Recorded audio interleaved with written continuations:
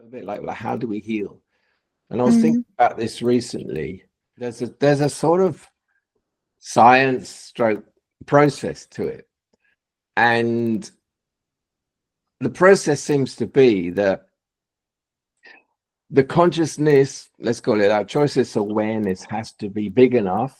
The presence has to be big enough that you can first of all see it, see what the pattern is, see,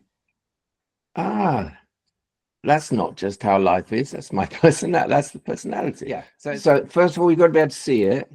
And then secondly, when it seems to be when you reach that point and you enter the kind of, they call it an event horizon, don't they? The sort of area where healing starts to be possible. When that happens, there seems to, you might, in one paradigm, it may be like, oh, there was this, I saw it, and then it stopped. And then it's gone. It doesn't seem to work like that.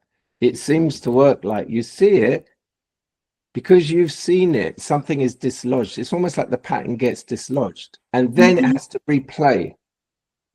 And it's a bit like, and this is where I think something was genius in Dickens when he wrote A Christmas Carol.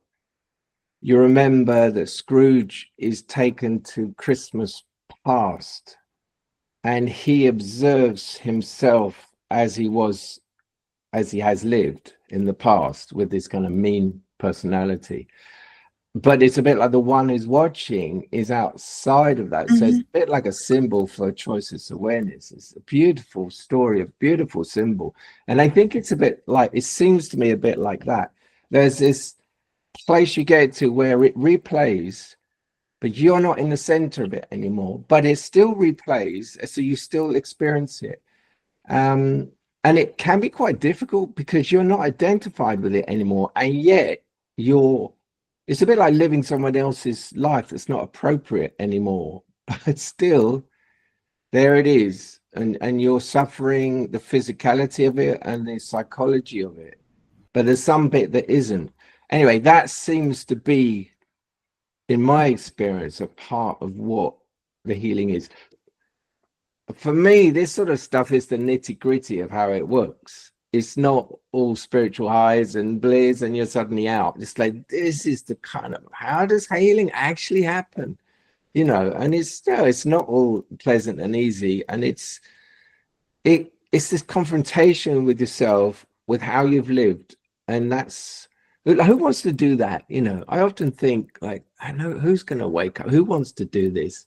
It's not many people. Come on, they're going the other direction. That's what it takes, because the yearning's big enough.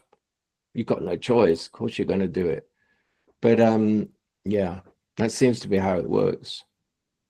Yes, and then the real magic is then life. It's almost like poetically, you could say, life wants to heal itself, and it wants to get to that point where it's finished. And because when it is finished, where the energy and the space that pattern took up is free for the light, and the love. It really is, isn't it? It's just, there's so much more bandwidth.